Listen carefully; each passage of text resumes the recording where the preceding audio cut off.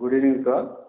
ఈరోజు ఈ మీడియా సమావేశం ఏర్పాటు చేయడానికి ముఖ్యమైనటువంటి కారణం వివేకానంద రెడ్డి గారి హత్య కేసులో ప్రధానమైనటువంటి సాక్షి అయినటువంటి పులివెందులకు చెందిన రంగయ్య, అప్పుడు వాచ్మెన్గా పనిచేసినటువంటి వ్యక్తి, నిన్న సాయంత్రం 6:43 గంటలకి రిమ్స్ హాస్పిటల్ కడపలో చికిత్స పొందుతూ మరణించడం జరిగింది. నిన్న మధ్యాహ్నం 12 గంటలకు అస్వస్థతతో బాధపడుతున్నటువంటి అతన్ని పులివెందుల గవర్నమెంట్ హాస్పిటల్ తీసుకుని పోవడం జరిగింది. అక్కడ నుంచి రిమ్స్కి తరలించడం జరిగింది. రిమ్స్లో చికిత్స పొందుతూ మరణించారు. ఈ యొక్క వివేకానంద రెడ్డి హత్య కేసులో ప్రధానమైనటువంటి ముద్దాయి చనిపోవడం హై ప్రొఫెషనల్ మర్డర్గా మనం అనుమానిస్తూ ఉన్నాము. దీంట్లో భాగంగా బ్యాక్గ్రౌండ్లో ఎవరి ప్రమేయం ఉంది, అదేవిధంగా ఈ అనుమానాన్ని అన్ని కోణాల్లో కూడా దర్యాప్తు చేయడం కోసము ప్రయత్నాలు చేస్తూ ఉన్నాము. దీంట్లో భాగంగా ఇంతకు ముందు కూడా ఇదే విధంగా ప్రధానమైనటువంటి సాక్షులు 2019 నుంచి 2024 మధ్యలో 5 నుంచి 6 మంది చనిపోవడం జరిగింది. అందులో భాగంగా శంకర్ రెడ్డి 2019లో చనిపోవడం జరిగింది. అదేవిధంగా గంగాధర్ రెడ్డి 2022లో చనిపోవడం జరిగింది. వైఎస్ అభిషేక్ రెడ్డి 2024 సెప్టెంబర్లో చనిపోవడం జరిగింది. నారాయణ అనే వ్యక్తి చనిపోవడం జరిగింది. ఇప్పుడు రంగన్న 2025 మార్చిలో చనిపోవడం. ఇంతకు ముందు కూడా సాక్షులు చనిపోయిన క్రమంలో పోలీసులు వాళ్ళ చనిపోయారు, సిబిఐ వాళ్ళ ద్వారా చనిపోయారు అనేసి విధంగా అసత్య ప్రచారం చేస్తూ ఉన్నారు. దీన్ని అన్ని కోణాల్లో దర్యాప్తు చేస్తూ ఉన్నాము.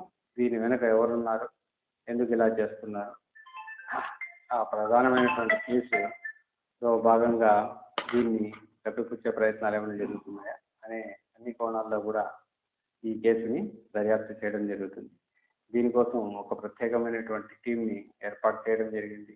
ఆ టీం సైంటిఫిక్గాను మిగతా అన్ని రంగాల్లో అన్ని డాక్యుమెంట్స్ని వెరిఫై చేయడం జరుగుతుంది. ఆ కేసు ఇన్వెస్టిగేషన్ని త్వరితగతిన కంప్లీట్ చేయడం జరుగుతుంది. అంటే ప్రధానంగా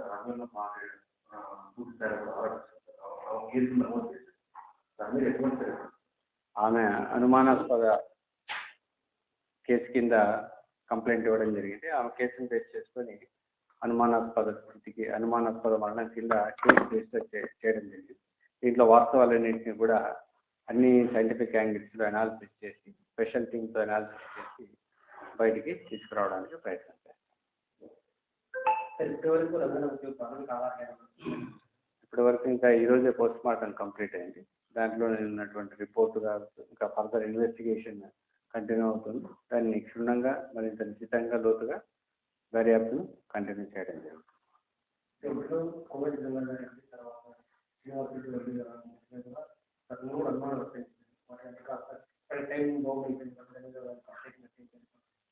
దాన్ని యాంగిల్లో కూడా వెరిఫై చేస్తుంది. ఇంతవరకు ఎవరైతే చనిపోయారో ఆ దర్యాప్తు కంటిన్యూ అవుతుంది.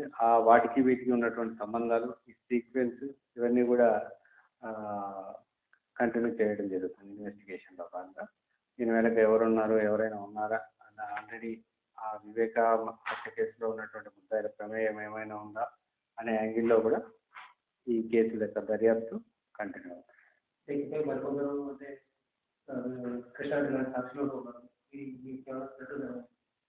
ఎవరికైనా అలాంటి థ్రెట్ ఏదైనా ఉందంటే మేము సెక్యూరిటీ ఇవ్వడం జరుగుతుంది. ఇప్పుడు చనిపోయిన రంగన్న కూడా 2 పిఎస్ఓల్ని మనము ఇవ్వడం జరిగింది. అప్పటి నుంచి ఇప్పటి వరకు కంటిన్యూ అవుతుంది. ఇప్పటి వరకు ఇంకా ఇప్పుడు కూడా ఎవరికైనా అలాంటి థ్రెట్ ఉందని భావిస్తే ఖచ్చితంగా వాళ్ళకి అన్ని రకాల రక్షణ, సహకారం, సెక్యూరిటీ అందించడం జరుగుతుంది.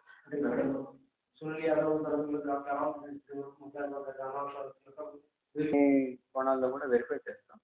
ఆ యాంగిల్స్ కూడా దీంట్లో ప్రధానంగా మనం కాబట్టి సాక్షులు ఎందుకు చనిపోతున్నారు, దీని వెనక ఏమైనా ఉందా, ఏ కారణంతో చనిపోయారు, ఏ పరిస్థితుల్లో చనిపోయారు అనేటివి ఆరోగ్యకరమైనటువంటి కారణాల వెనుక 5 సంవత్సరాల్లో 5-6 మంది చనిపోవడం అనేటటువంటి ఒక విస్తుగొలిపే విషయంగా భావిస్తూ దర్యాప్తును కంటిన్యూ చేయడం.